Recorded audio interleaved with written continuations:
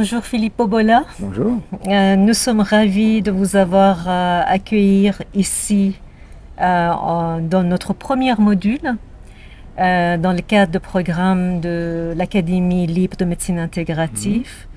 Et j'aimerais beaucoup vous demander de nous parler un peu sur votre parcours brièvement.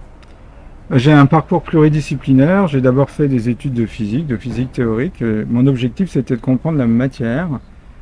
Ensuite, je me suis rendu compte que la biologie nécessitait d'autres connaissances. On ne pouvait pas passer directement de la physique au vivant. Donc, je suis devenu biologiste. Et puis ensuite, je me suis rendu compte que je faisais partie d'une culture, la culture occidentale, avec sa rationalité, ses croyances. Et je suis devenu anthropologue et enfin j'ai fini psychanalyste adlérien parce que au-delà de la culture, un individu a une singularité et c'est le propre du vivant d'avoir cette singularité. C'est un parcours extraordinaire. Donc de là, quelle est votre définition par rapport à la médecine intégrative? La médecine intégrative, c'est la médecine qui met en lien les autres médecines. Donc en Occident, on a la médecine allopathique, mais il y a d'autres formes de médecine qui viennent de la nuit des temps. Vous avez la médecine des peuples traditionnels, le chamanisme, la médecine ayurvédique, la médecine traditionnelle chinoise.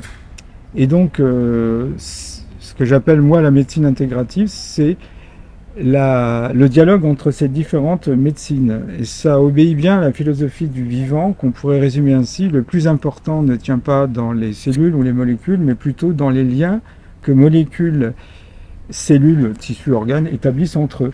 Et c'est aussi la logique de la physique quantique où les objets sont moins importants que les interactions qu'ils établissent entre eux. Donc on a tout à gagner de cette mise en relation de ces différentes médecines. Voilà, vous parlez de mise en relation et je vais vous demander maintenant quelle va être cette implication de cette médecine intégrative auprès de jeunes praticiens de santé, les médecins, et évidemment dans le cadre académique, dans les universités.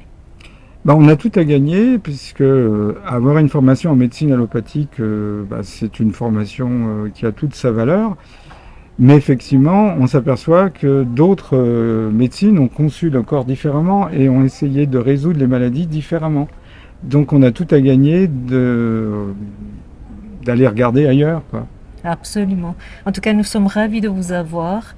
Effectivement, on va avoir l'opportunité de vous avoir dans d'autres modules et en parler davantage. Voilà.